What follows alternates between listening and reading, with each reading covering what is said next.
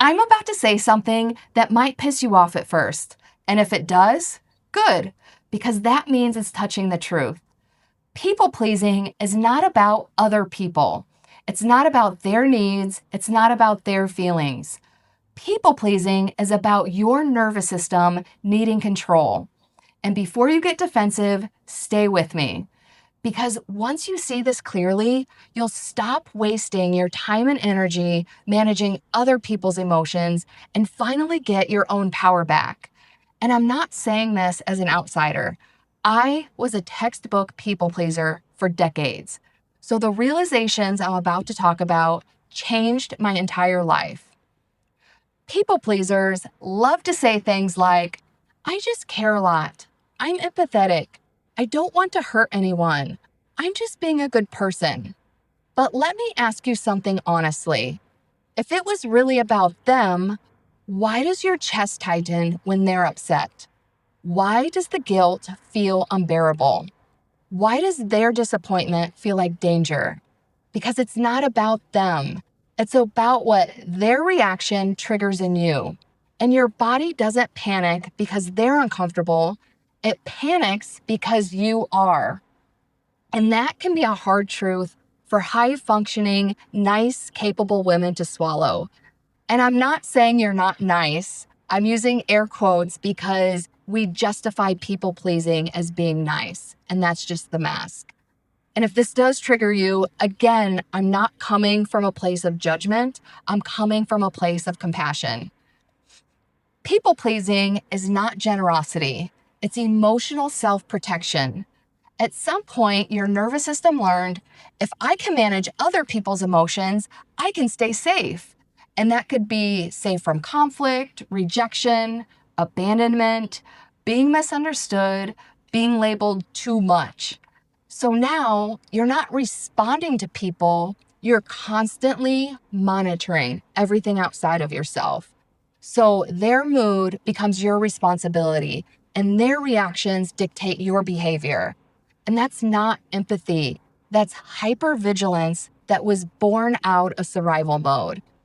And while these behavior mechanisms that were born out of survival might be adaptive and healthy when we were child and teenagers trying to survive, it's not sustainable as an adult because it's exhausting. And anyone who's been in these situations of giving to everything outside of themselves knows that it can be extremely unhappy and unfulfilling. And here is where it gets spicy. People-pleasing is also a control strategy. It's manipulative. And I'm not saying it's malicious or intentional, although it could be, but I feel like that goes beyond people-pleasing. But people-pleasing itself is not malicious or intentional manipulation. It's an attempt to make sure nothing goes wrong. So you try to say the right thing and do the right thing and stay agreeable and keep everyone calm. So then maybe nothing bad will happen. So when someone's upset, your system starts panicking, and it's not because they're hurting, although if you are empathetic, there could be that little tug to your heart. But the main reason your nervous system is panicking is because you can't control the outcome anymore. And the loss of control feels terrifying. So that's when we fall into these habits of over-explaining, fixing things, smoothing things over, apologizing for things that aren't even ours to apologize for. Like a lot of people pleasers apologize for simply existing. And these habits don't stem from being weak or flawed. Again, they're coming from these behavioral strategies that our body learned as child or a teenager to protect us emotionally or even physically. So this is the part that I want you to hear clearly. You are not a people pleaser because nobody is born a people pleaser. Have you ever been around kids? They will say anything, they will do anything, they do not care. But the problem is we move along life and school systems and society systems and family systems all give us these messages of what we should or should not be doing. So we slowly start to conform to these things outside of ourselves because our nervous system doesn't feel safe being who we are. So you keep performing, you keep proving, you keep earning rest, love, and approval. And then you wonder why you're exhausted in a life that looks perfect on paper. So every time you make people pleasing about other people, you miss the real cost. And the cost is self-abandonment, the resentment that you swallow, the intuition that you override, and a life that feels way smaller than it should. And you can't build confidence while betraying yourself.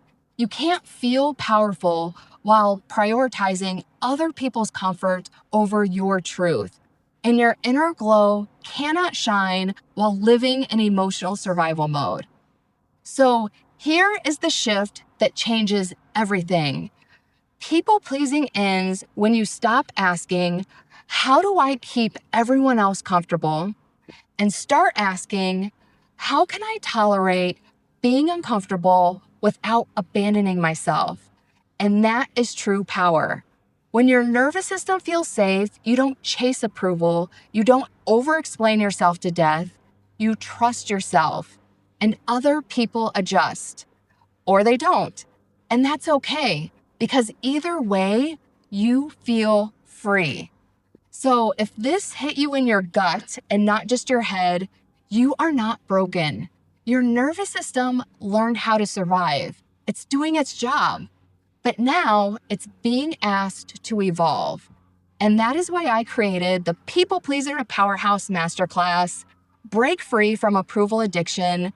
This is not motivation. It's a game plan for getting out of survival mode. And in the next video, I'm going to talk about something that might challenge how you see yourself. What being a people pleaser actually says about your standards. Because once your standards shift, your entire life does too.